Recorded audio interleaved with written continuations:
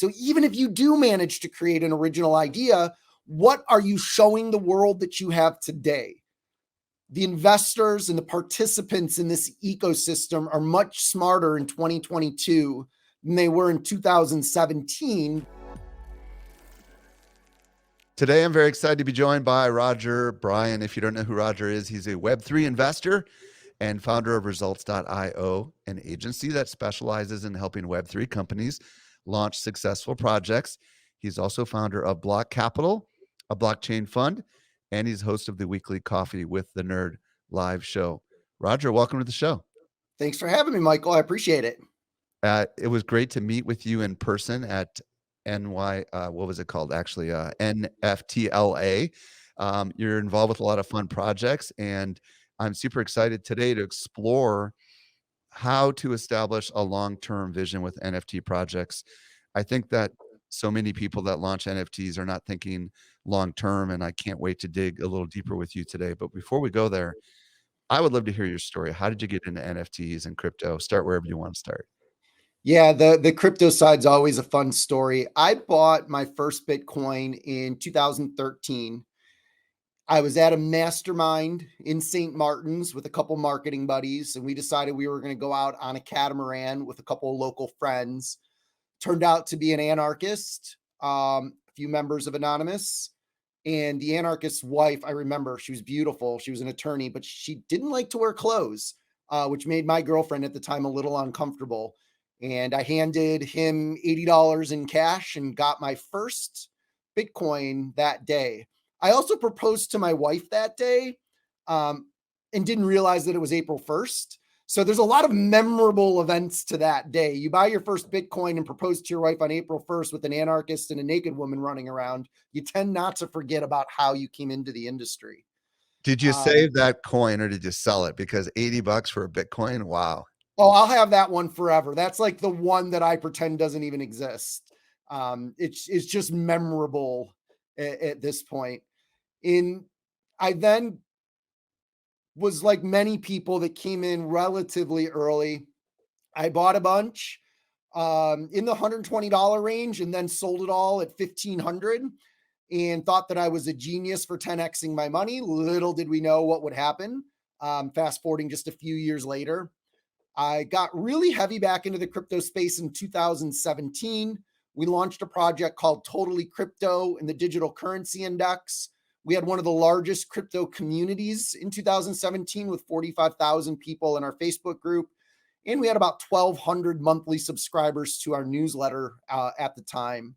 That led me to becoming the head of crypto at a financial firm called Equity Trust, which is a $27 billion financial services company. My job was to train their team and sales reps on how to sell cryptocurrency as an investment. And that was back in 2017, 18, 19. And then NFTs, it's really interesting. One of my buddies is a pretty well-known digital artist. And at the beginning of 2021, I tried working with him to get his collection online right after Beeple sold his for $69 million. And if you've ever worked with artists, in the business side of things, you'll know that it's like herding cats.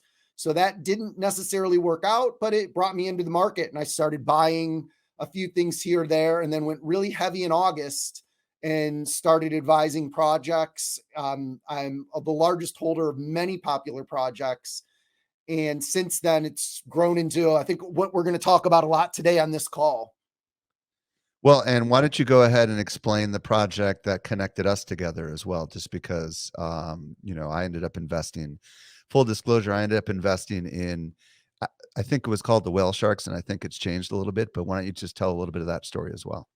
Yeah, awesome. So we decided at the end of last year, as I was working in a lot of different projects, we saw a common thread throughout all of the communities of a need that individuals had that wasn't being met.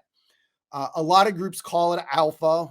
I personally believe as an investor, they're using the term incorrectly, but it was bringing together those that were looking to not just trade NFTs and make a quick buck, because you can. There's nothing wrong with that, and don't get me wrong, we do that too. But how to create a long-term wealth strategy in Web 3. So grabbing in the metaverse, play to earn, DeFi, NFTs. So we brought together a couple hundred individuals and we launched a project called The Whale Sharks. It's thewhalesharks.com. And it's an NFT collection that serves as a pass to our ecosystem and to the Whalemaker DAO, which has had an amazing run over the last 90 days for its investors, and is designed to be more like an index fund of assets across the metaverse and Web3. And we've got a great community of individuals with a shared vision. And that vision is to build wealth over the long term, and how to make strategic investments, and how to pick the right projects to put our capital into. And what are you focused on predominantly today? What like, tell us a little bit about what results.io really does, if you don't mind. So results.io was born out of my partnership with a VC fund out of Taipei. I'm an LP at a company called IVC Internet Ventures Crypto, which is an offshoot of Headline Asia, which is a multi-billion-dollar fund. We just closed our first $70 million Web3 round at the beginning of the year. We've invested in, I don't even know how many projects now. We have our monthly meeting coming up on the 18th. It'll be good to get caught up, because it's just been nonstop picking up allocations in some of the biggest projects on market. And in that relationship, I would participate in the phone calls with the investors for pitches, and also reviewing, doing the quarterly review of the investments that we made. And I'd often ask questions like, have you thought about doing this from a marketing perspective? Have you thought about doing this? Finally, the head of IVC called me up and he's like, where are you coming up with all this? And I told him, I built and sold 2 marketing agencies. One of them made Inc. Magazine's fastest growing company 3 years in a row. I've built and sold a publishing company and an e-commerce business. He's like, all right, so we're starting a marketing company. Here's your first set of clients, and here's the goal. I'm like, okay. So that's really how results.io came about. And as of 2018, I was semi-retired, and I would just sit around and read books and coach the few businesses that we own. And I was living an amazing life. Now I actually have to work again, but it's so much fun. And you've seen, you met some of the people we're working with. These people are just amazing human beings. We get to work on a lot of mission-driven projects, and results.io has quickly become one of the top Web3 marketing agencies on the planet. Do you wanna mention the one that, that we experienced just a few days ago? Oh yeah. So Michael had a chance to come and meet the team from Metacrafters in Proof of Learn, which is founded by Sheila Marcello, who was the founder of care.com that she sold a couple years ago for $500 million. She's on a mission to onboard Web 2 developers into the Web 3 ecosystem. So that's creating the blockchain developers, the game developers for the metaverse developers. She has a mission of onboarding 10,000 new developers in the next 12 months. And it's such an amazing project. It has all of the largest investors in the Web3 market and in traditional markets. She's built an amazing team of some of the smartest people I've ever met. And Michael, you'll have to admit, they threw one heck of a party in LA. Yeah, it was pretty snazzy. Never been to anything like that. All right, folks. Well, you've got a sense of Roger's background. Now I want to ask you, Roger, as a guy who has invested in a lot of NFT projects, and and we're really zooming in on NFTs today because I feel like that's what my audience can really wrap their head around as like small business creators, entrepreneurs, marketers. Why do these projects fail? What do you feel like is lacking? Because it seems like NFT projects are propping up all the time and most of them are not successful. So what are some of the big mistakes that you see happening with these projects? Yeah, and I'm going to pull a number from Gary Vee. He has publicly said numerous times that 98% of NFT projects will fail. I mean, it's absolutely correct. There's so many reasons that they fail. So let's kind of like start at the top and come down a little bit. And the very first one is really lack of vision or originality. We see these really successful projects like the CryptoPunks, which their right to fame is that they were one of the first. And then you see the Bored Ape Yacht Club, which is selling for $350,000 for one NFT, and you could have bought it for $180 almost exactly a year ago. And we think that it's just a matter of putting a project out and that the world is going to embrace it. And the next thing you know, you're going to become a cultural phenomenon on the cover of Rolling Stone with $26 million auctions at Sotheby's. Unfortunately, that's not the case. We look at the most successful and we try to model them, often not realizing that when they become a phenomenon, they sort of start to break the rules that the rest of us need to follow. So just like any product, you really need to solve some type of problem. You can solve an emotional need problem by developing an amazing community. You can solve a nostalgic seeking individual's psychological need to re-embrace its their youth. For example, we're working on the Power Rangers NFT drop. A lot of the anime series from the 80s and 90s are becoming really popular in the NFT space. But even with that, it's still not enough to be successful. So solving a problem really means that you've got to get creative in the market. You've got to have a hook. And as marketers, we understand that. But a lot of times, as project creators, you get a bunch of guys or gals sitting around, they come up with an idea, they quickly put something together, they put it out, and they want to sell 10,000 NFTs, and then they stall at 160. And they're like, what did we do wrong? We've got this amazing artwork. We've got this amazing vision of all these things that we're going to do. The reality is people want to see stuff now. So even if you do manage to create an original idea, what are you showing the world that you have today? The investors and the participants in this ecosystem are much smarter in 2022 than they were in 2017 during the ICO craze, when you could basically sell anything if you could write a good white paper. Today, the audience wants to see something tangible, something realistic, something that they can be involved in. Michael, you saw all kinds of real world parties at NFTLA. Some of them were absolutely amazing, and it's delivering that in real life value to the holders of a certain project. It's a great start. So, Michael, I mean, I've got like a bullet point list. Do you want me to just jump into some of the other macro reasons projects fail? Yeah, go for it. Okay. So let's put our marketer hat on, and we're going to wear 3 different hats for this conversation. As a marketer, we understand that in order to have a successful product, we must market it. Mm-hmm. Often projects fail to market. They fail to build their communities. Those communities in this space are typically on Discord, Telegram, and Twitter. If you don't reach critical mass in those elements, it's not likely that you'll have a successful project. For example, we had an NFT project pitch us maybe 3 weeks ago, and they have 10,000 NFTs that they want to sell. It's amazing artwork. They've got an awesome vision for what they want to do, but they've got like 6,000 people in their community. And when you do the math, there's no way to create demand after the drop because everybody could probably mint 2, but then there's no one left that knows about the project that will then want to be involved in it.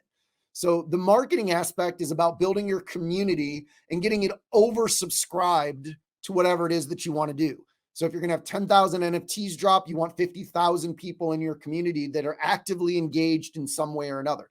That is not an easy task. You've got to be a good marketer. You've got to be a good networker. You've got to go out. You've got to build the relationships and do what we call AMAs, or Ask Me Anythings, with other communities. So one of the other reasons that projects fail is if they don't have a vision and they don't have a product, they tend to fail. If they don't have good marketing, they tend to fail. After marketing, it really comes down to who are you initially engaging with? And this kind of is the collector investor hat. When I sit down at a dinner with some of the larger players in the NFT space, most of them are part of a syndicate. So they're part of a group of individuals that once one of them buys in, everybody buys in.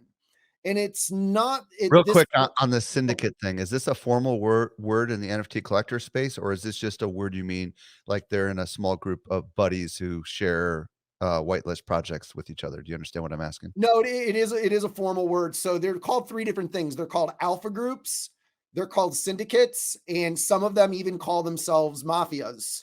Okay. I was trying to avoid that word because it makes Yeah. it sound a little dirty. Um, but if you don't, let me back that part up. There are projects that we have worked with that have been anti whales. Whales are the larger players in the crypto or NFT space. So they design their projects to not work well with these syndicates or these whales. And that rarely works to their advantage because they don't have the people that come in and buy 10 to 20% of the supply and then share with their friends that they're involved in the project. And we're seeing this more and more. It's why, and I think we're gonna talk a little bit about what makes them work. And right now we're talking about what doesn't work. Right. But there's a project that I'm very heavily invested in that seemed to embrace this strategy, but then quickly became publicly anti whale, anti syndicate, and they've struggled because of that. There is a community that you need to embrace, and if you don't, your project will struggle. And very few creators realize that because they're not taking the time to do their marketing, do their networking, do their research, and to look at who the biggest holders are in similar projects and approaching them about becoming involved in theirs. Most of them want to, and it's all on the blockchain. It's not hard to figure out who these people are, but no one spends the time doing it. I have a question. Obviously, right now, I think I read there's only about 16 million people that invest on OpenSea, 1.6 million, which isn't a huge number, right? But do you feel like with the onboarding of NFT buyers and as the masses over the next 12 months start coming, that these syndicates are going to be less important? Do you understand where I'm going with this? Because as people who have large communities outside of the NFT world, on the socials, for example, as they begin embracing NFTs. For example, imagine Mr. Beast, right? One of the largest YouTubers in the world. He could bring literally millions of people into this space if he wanted to. Do you feel like that right now it's syndicates and alpha groups and that eventually that's going to be less important? Or do you feel like these people are still going to be important because they're the ones that can move the needle on the floor price of a lot of these projects? Yeah, I think they're always going to be important. I mean, you can go into the professional sphere of public equities and they're called market makers. They're systematized machines for producing a specific outcome or result Hmm. to a listing, whether that be a publicly traded company, the introduction of a new cryptocurrency, an NFT drop. They are a vital part of the ecosystem. And when you talk about someone like Mr. Beast, you start to do that equation again, where if you want to sell 10,000, you need 50,000 active members. If you've got 1 million active members in your community and you want to sell 10,000, you're probably going to be a huge success out of the gate. So that's initially. Right. But then you get into the longer term reasons that projects fail. And that is typically around the team not understanding what team members they need in order to be successful, because you can take an artist, a developer, and a marketer, put them together, bring a product to market, sell it out, but then they're all looking at each other. Okay, the artist is done with his art, the developer is done with the blockchain side. Okay, marketer, go make this work. And the marketer's sitting there looking at, well, what do I sell next? What are we doing next? Are we doing events? Are we going to do staking? Are we going to do a game? Like, what do you want me to do? And everybody looks at each other and like, well, we don't really have a leader here. Who's the person that understands business? Who's the person that understands finance? And many teams lack that. And many people that get involved in these NFT projects fail to look for that before they get involved. They don't go into the Discord. They don't see what team members are available and look at what their experience might be after the sale. And that's a real problem, that shiny object, that short-term thinking, that seeking alpha today in the NFT space based on hearing about people that minted something for zero point zero 0.08 Ethereum. So what, 250 bucks? And then they turn around and sell it instantly for $380,000. And it happens, it does. But that's the 0.00001% of the participants in the community. So for the rest of us that aren't hitting those huge home runs out of the gate, We continue to seek them. We hope, we wait. But if you're going to be looking at the project long term, you got to ask yourself, who is the leader and what is their experience in this type of sphere that leads you to believe that this project can be successful post mint? And then the last one with that on the long term vision is money management. So many of these projects pull in massive amounts of money. A big trend that I saw at NFTLA, I was meeting a lot of project creators that have millions of dollars sitting in a DAO for their project to use, and they have no idea what to do with any of the money. They're like, we can throw parties, we can build this, we can build that. And you look at it and you're like, hey, you've got $2 million. That's like you raised a Series A without having to give any equity away in your business.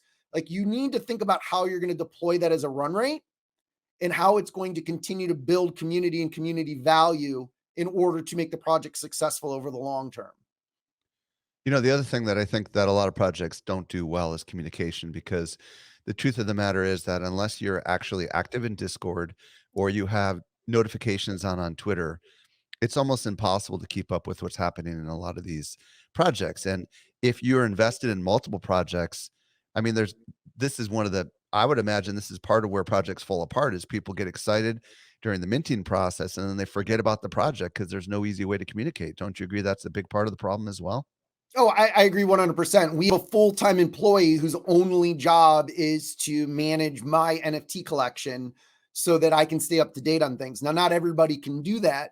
My recommendation to people that are new in the NFT space or are looking long term, if you're not a professional investor and this isn't part of your overall portfolio, don't get involved in more than 5 projects. You'll never be able to keep up.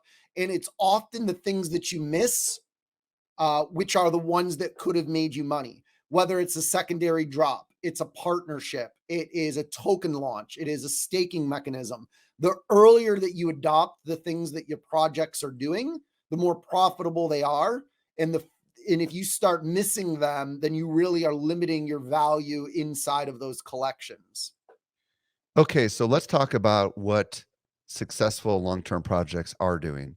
We've talked about kind of, you can flip some of the stuff we talked about on its head, but like, let's talk about like DAOs and token issue and stuff like that, because that's stuff that I think a lot of people maybe haven't considered. Yeah, and I'm going to talk about it from my perspective as an investor working for a fund, managing a fund. And then I'm going to apply that to the general public because it's no different. You have the same available data and can ask the same questions.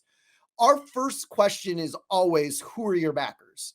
So typically, like at results.io, we do not have a single client on our roster of 22 clients right now that is not VC backed. And the reason for that isn't just the credibility that comes with it, but it's letting us know that the project has been through due diligence. Someone's looked at their legal documents. The team is doxed, meaning that everyone knows who they actually are in real life. Now, hold on a second. On this point, so many of these big projects, like Lazy Lions, for example, and Bored Apes had, and even Aziki, they haven't doxed their founders yet. They've been successful. So there's a lot of people that think I can get away with working with a pseudonym. But are you saying that this is important now? Like, people want to know who the heck the founders are, and that doesn't really work anymore? Yeah, and the Bored Apes founders are now doxed. They didn't choose to do it. Somebody doxed them. Right. Or at least that's the way that it appears to the market. But with them doing the ape token drop and working with Horizon Labs on that and the KYC that needed to be done in order to get those allocations, I don't think it was an accident that they were doxed. When you look back to 2021, it was cool to not be doxed. When you look at 2022, and you look at long-term investors, the players that really are looking to build wealth in the space, they're not going to go for that anymore. Got it. That doesn't mean that you're not going to see the 1% of projects that still manage to pull it off. But if 98% of projects are failing, then you have to understand that like that 1% is super rare. And it's typically because they partnered with a syndicate, with a group of guilds or a market maker to make them a success out of the gate. And then that they hit the nail on the head with all of the other things, amazing art, having an avatar that people can relate to, meaning that like monkey pictures are fine. They're funny. I invested heavily in a vampire project. It never really caught on, even though it's got an amazing team. And we started to ask ourselves, like, what did we do wrong on this project? They hit the nail on the head with so many of the elements we look for. And it's just that the artwork might not resonate. And they've got one of the artists that did that project is actually the same artist that did the Bored Ape Yacht Club. So Mm. you'd think that that correlation would lead to more success, but it didn't. So that art avatar element is an important consideration as well, so that you can hit people emotionally and psychologically that they want to represent or flex their NFTs as their profile pictures on social media in order to create expansion. But when we go back to the doc side, artists can get away with it. But I mean, these projects are raising 5 million, 10 million, $20 million. I would want to know that someone raising that type of money, what their background is, because if they have never run a business, they've never really even been part of a successful business, there's a high probability that that money is not going to go towards growing the project and that they have no idea what to do with the money. And that usually leads to problems. Cool. What else are I important also want to see a long-term things? public deck, even with NFT projects. Art is really cool. Utility, meaning that like I can get access to an alpha group, I can get access to in real life events, I can get merch drops, or even token drops. Excuse me, that's cool. But I want to see a deck. I want to see a traditional format deck. In fact, this hat that I'm wearing, this is not one of our clients. I do own an NFT in it. It's called On Chain Monkey. What I loved about this is one of the founders, they threw a big party in LA. They had a gallery display. It was amazing. They really spoiled everybody there. But then later in the hotel the next day, I'm wearing the hat and she comes up to me. She's like, "You got 5 minutes?" She opens up her laptop and she starts going through the deck of everything that they've got coming, all the partnerships, all of the people that are owners. And to me, I was like, holy S, if every project was doing this, they would be so much more successful than the ones that just think that they're going to sell a bunch of artwork. Let me back up for a second because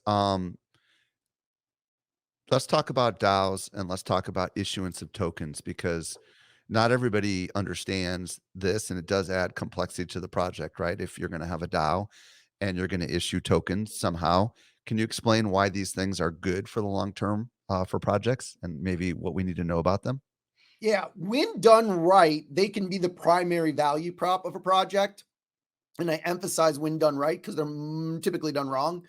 A DAO stands for a decentralized, autonomous organization. Without getting too in the weeds from a securities perspective, it is an instrument that currently lives outside of regulatory bodies for raising money that can then be invested into other activities. And when I say that it lives outside, the decentralized aspect of it is that people that own the tokens inside of this DAO vote on everything that the DAO does with that money. So it lacks central management, which is a key part of what's called the Howey test for distinguishing what's a security and what's not. That's a very complicated Well, explanation. and that's Let's exactly why Bored Apes issued a DAO for their ape token, right? So they didn't have to have it be a security, right? Yeah, and they hired the best. The team at Horizon Labs, which is part of the digital currency group, are some of the best in the legal and technical side of this. They're the company that people go to when they're trying to do things at scale. I'm not an investor in that company, although if I ever got the opportunity to, I would be. Note, I'll send them this video so they can see me promoting them to hopefully get in on whenever they raise. Um, but yeah, doing that decentralized aspect allows you to live outside. I always want to be careful how I word this. It is outside of the current regulatory landscape. Often, especially in the US, which nobody wants to be based in the US because of a lot of this, the federal government tends to try to interpret laws that were written in 1934 and apply them to the things that we're doing today. That's both an advantage and a disadvantage. In this case, someone in 2018 figured out, hey, technically, if we're all voting on what we do with the money, it's not a security. We're going to do this at scale. And then it became the DAO. We have a DAO. I invest in a lot of DAOs. It gives us more flexibility in the things that we're going to do without having to fill out a bunch of paperwork and worrying about regulatory filings and things like that that just slow down bootstrapping projects. If somebody who has an NFT project adds a DAO, um, to it, and we've interviewed people and talked about DAOs on this show before. Generally speaking, is it based on the number of NFTs that you hold that will allow you to have votes? Is that generally how it works? Typically, in order to be done correctly, there has to be a token allocation. So let's say that there's 10,000 NFTs and that every NFT gets airdropped 100 tokens. And then if you owned 10 of them, you would now have 1,000 tokens. So you would have a larger vote in the DAO's say of what's going to be done with the money that was put in there. When you think about a community driven DAO that is voted upon with NFTs, typically you walk a fine line there because often, and I see this happening right now, projects will take part of the money that they earn from their drop or their royalties, they'll put it into a DAO and they'll call it the community DAO. And then people will vote based on NFT ownerships. But often the project holders will decide whether or not to implement that or whether or not it's realistic. There's a balancing act there. There's no correlation of value between the DAO and the end user. And then the vote is not necessarily decentralized so that the project gets to make the ultimate decision. And there should be a different name for those because they're not a decentralized autonomous organization. And you can do that. But if it's driven by tokens and there's a monetary correlation between the assets in the DAO and the actual tokens, there cannot be a centralized controlling organization that decides whether or not something is legitimate enough to do. Let's talk about tokenization a little bit because obviously NFT has the word token in it. And when we think of token in this particular case, and tell me if I've got this right, I hold an NFT. I might be earning tokens over time, depending on how long I hold the NFT or depending on if I stake the NFT. Like, explain how that works because a lot of my audience doesn't necessarily understand that. Yeah, and there's a lot of different go-to-market strategies here. So I don't think when the Bored Ape Yacht Club launched that they had envisioned how big they would become, what their market cap would be, or how much revenue would be generated from that. Enough revenue that they can go out and buy the intellectual property rights to CryptoPunks and then just give them to all of the owners who didn't have them. Then they see all this money and they want to put it at play. So they airdropped or allowed the owners to claim tokens that had financial value. And it was a windfall. So many NFT holders that had an NFT worth $250,000 were given $170,000 in tokens. That probably was a once in a lifetime type thing.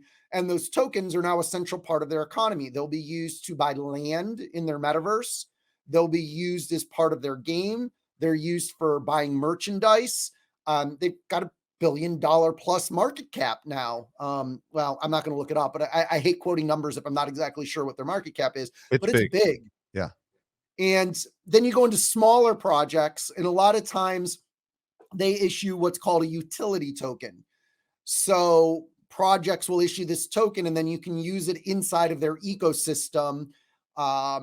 Some popular projects do it so that if you want to get alpha, meaning that they've partnered with a project for whitelist or allow list, you can buy those access rights for their token. You can use them to buy tickets to in real life events. Remember, these tokens are all free. They're just given to you. Whether they're going to be created for financial value and go through that regulatory realm of KYC, or if they're going to be giving them to you as a promise of utility, there is some inherent consideration of the individual that those tokens will be worth something later, which is why they go through the process of earning them or claiming them. So even in the project that we're involved in together, the whale sharks, you can stake your whale shark into what's called an alpha node, and it will pay you tokens every month. Those tokens represent the assets in our DAO. So although those tokens sold at 0.008 cents, they're now worth about 4.5 cents. So if you bought them, you've already seen a 5 or 6x return on your investment. And if you're staking them, you're building long-term wealth based on the allocation that we've put into our staking mechanism. And a question that I often ask founders when they mention a token in their project is I ask them, who is it responsible for your monetary policy? And it's almost always a deer in the headlights response, because when you issue a token, you do become responsible for that token's success the same way a government is responsible for the currency of their country, their economy. The definition of monetary policy exemplifies the need to be able to expand and contract based on market conditions. And no one in this space understands that. Let me take that back. I don't want to say no one. There have been a few projects that I've asked that question, and the answer that they've given me has just blown my mind. And that's how I know they've got a good project. They've got a good team. They understand monetary policy. They have vision. They have money. They're VC backed. Like, this is probably going to be a home run. This is a unicorn. And they're out there. If you're talking to enough projects, if you date enough of the wrong people, you tend to find the right one. If you sit at home and date no one, you end up lonely. For people that wanna so many of my listeners are obviously new to NFTs in general, right? And we're talking pretty advanced here.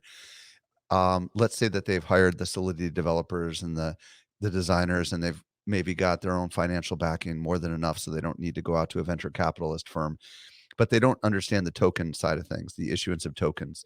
Are there entities that specialize in helping them? Are there agencies? Are there yet service providers that do the tokenomics side of it? Because that's obviously complex, more complex than the actual NFT launch. It is, and it's not inexpensive to do that side correctly. Like, if you want to go to the Horizon Labs route, you're probably going to be paying seven figures. You can go with like Republic, who's very well known for a fraction of that price. And again, these numbers aren't exact; they're just deals that I've known that we've participated in, and they each take their payment in different ways. Some want an allocation, some want to just get paid up front. But there are professional firms that have been around for quite a long time. Republic's been around probably 2017, 18, if not longer, There's probably and a they can million help you companies figure with all that that out. there's probably a million companies with the name Republic. Is there more to the name than actually Republic for people who wanna do I think some it might research? be, let's just pull it up real quick. Yeah, that would be really Republic helpful because, dot as you're co. pulling it up, I I'm an investor in a number of projects, and some of them do have tokens, and I just don't even understand it because it's not clear to me. But now that I'm hearing this, did you find the name, by the way? Yeah, it's republic.com. Oh, really? It's literally that simple. Okay, cool. Yep. Republic.com, and they specialize in token issuance, basically, Yes. with NFT communities or Yeah, they non-NFT will communities. consult with you on your tokenomics, and they may connect you with different marketplaces for your listing or your fundraising. Um, Depending on the scale of your project, you can also go to someone like Start Engine, which is owned by Prime Trust, which is one of the biggest backers financially of the fundraising side in this ecosystem. Start Engine, I've worked with them on numerous projects. They're a great team, and they've really come to scale in the last few years. So, you can technically issue tokens without an NFT, right? I mean, like, these Oh these yeah, companies, I would imagine, would allow you to issue your very own token, and it makes me think because 'cause you've got these social token concepts, which, you've got Rally and Roll, which kinda act as middlemen. I would imagine if you have the funds, you could go direct and start your own tokens with some of these entities. Is that correct? well, to be honest, you could go and mint your own tokens for like $250. You could have a billion tokens for $250 and have them in your wallet and can send them to anyone that you want. It's not hard. In fact, you can just Google how to do it. I'm not going to give websites because many Yep, of them are shady, right. and I don't want to be responsible. But if you Google how to launch a token on Ethereum or how to launch a token on Polygon, there are literally websites where you connect your wallet, give it a token name, tell how many you want, click a button, and it mints them and puts them in your wallet. So creating them is not the hard part. Deriving value or creating value around them is much more complicated.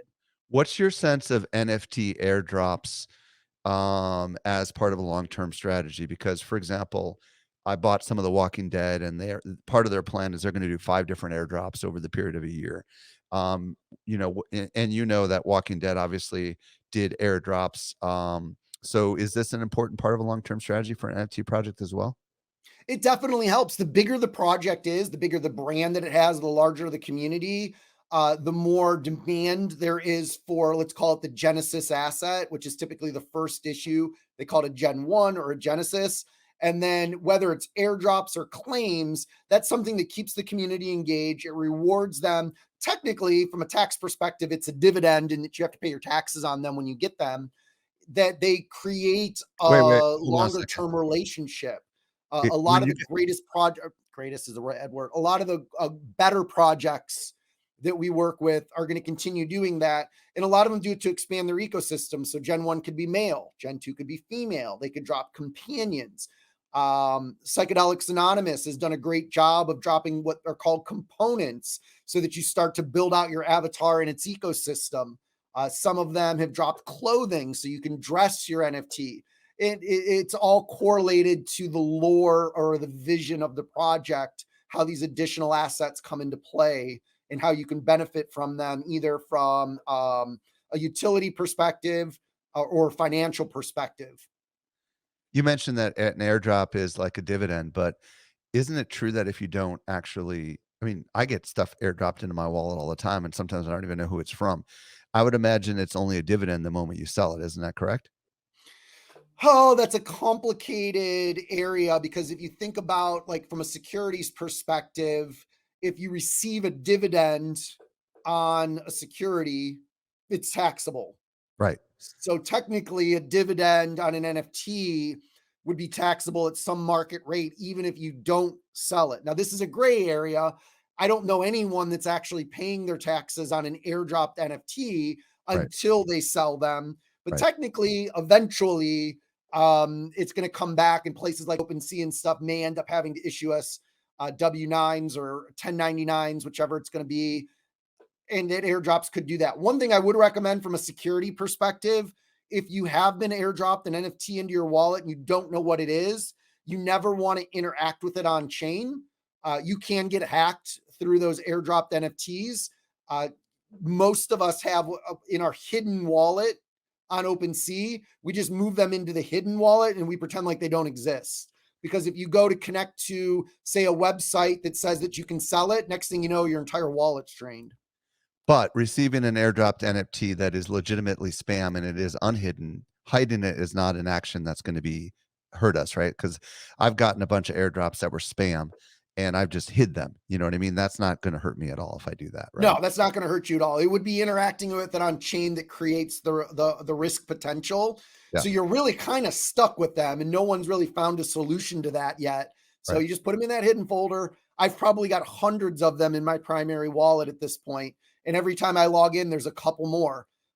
You think about it from a marketing perspective, it's a reasonably intelligent go-to-market strategy. If you wanna target a specific market, you can drop an NFT with a marketing message. And I'm not recommending this, it's actually frowned upon, but you can drop a marketing message on there and say, hey, you own this, you should own this. And it Yeah. gets people's attention. Unfortunately, it's negative intent, a negative attention at this point. When you said interact on chain, I think you really mean going to their website and connecting your wallet to the, issuing thing. Is that what you meant by that, or did you mean something Yeah, a else? lot of times you'll click on them and it'll say in the description that, Yeah, like, hey, you can take it over here and stake it or yeah, trade it or yeah, sell it. And yeah. people get excited. They're like, hey, I got this free NFT and here's a link. I can go sell it now for $300. They're like, oh, I want to go do that. And the second they do that, they're compromised and everything's gone.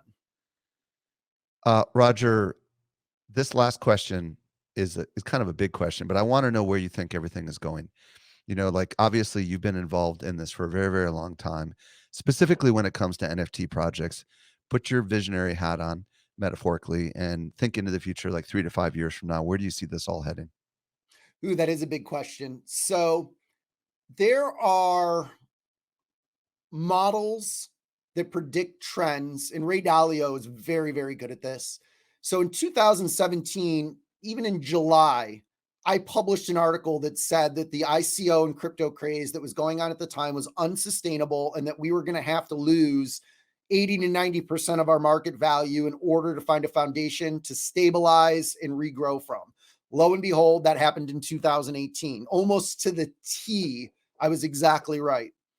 At the end of last year, 2021, I saw it happening again. So at Thanksgiving weekend, I went mostly cash and sat for a while and watched as the NFT markets dropped, the crypto markets dropped, and then I started buying back in. I want to do it from the context of what I'm buying so that it's less philosophical and more um, determined strategy. I like, what's the easiest way is just to, I don't want to name projects.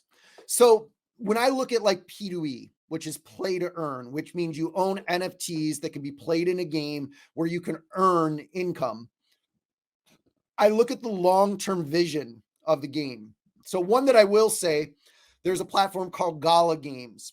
And what they've done is they built an ecosystem of games that you can move in between, and that it has an economy that's shared amongst all of them. And it all revolves around the Gala token. Now you might have an in-game token, but it's exchangeable directly for Gala, and that you can participate in those economies, those ecosystems, those land, the land, the rentals, the business building.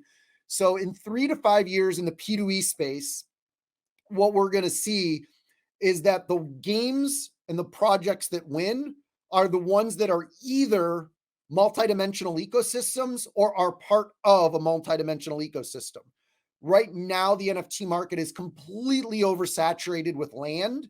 There's more land plots than there are people participating in this space. Right. So buying the wrong one could really go the wrong way. But if you buy one that's part of an ecosystem that has multiple games, so let's say there's 10 games in that ecosystem, one or two of them has to survive for the whole project to survive. And then you can add new ones. If everything is siloed into a single project, if any part of that fails, if the game's not fun, if the tokenomics aren't right, if they don't market right, if they don't manage their money right, you as the investor or the participant in that project lose. So I want an expanded ecosystem that gives the project more leg to survive over time. And that's the NFT play to earn metaverse side of things. I could go into the DAOs, the DeFi, macro Web3 if you want me to, but on the NFT side, that's really 3 to 5 years, you're going to see less macro ecosystems and more cross-chain, cross-function, cross-integrated ecosystems. And those that adopt that now or have it as part of their roadmap will win. Those that don't, 98% of them will fail. It feels like even though this whole world is about decentralization, we're really going back to a centralized model where there's going to be a couple of key players and you're going to have to work within their metaverses, right? And their ecosystems if you want to be successful. Is that kind of where you see it going? A big part of it is that, and there's often conversations about whether or not that is a fundamental truth or if it's just because we're so indoctrinated into what success models look like that maybe the vision for success that's different than that. Look at the internet.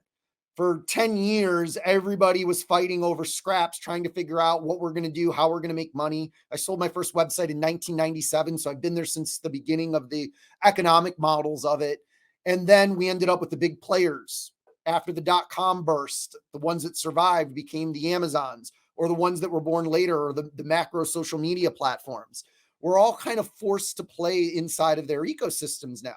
Right. Web3 still offers an opportunity for a higher level of independence from those centralized organizations. So maybe Sandbox becomes one of those. Let's say that there's going to be a big five in Web3, but I, as an individual, can still own my land, monetize my land, rent my land, build a business on my land, and then I can come in and out of that, and I can sell those assets in an open market without any regulatory limitations by the marketplace itself.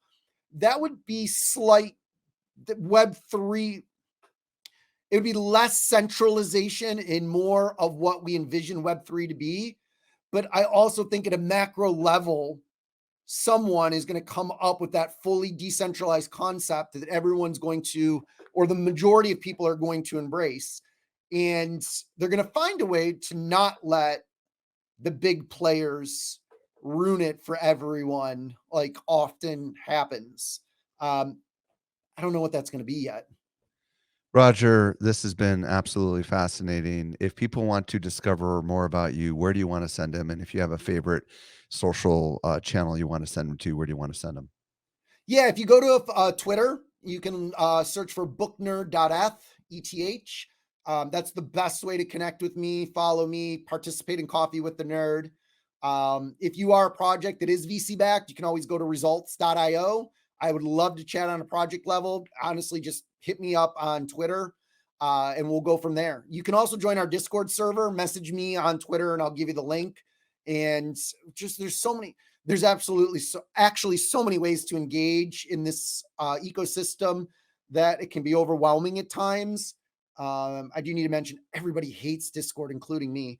That just follow me on Twitter, connect with me, send me a message. My DMs are open on Twitter. I respond to almost all of them. I say almost because if it's obviously spam, I'm not going to waste my time. But I'm an open book, even on webinars. I put my cell phone number up so you can text me.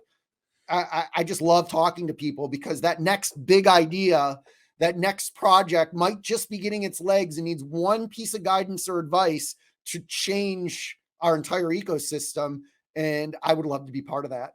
Roger Bryan, spelled Bryan for those that want to Google search Roger. Thank you so much for coming on and sharing your insights with us. I know it's been absolutely fascinating.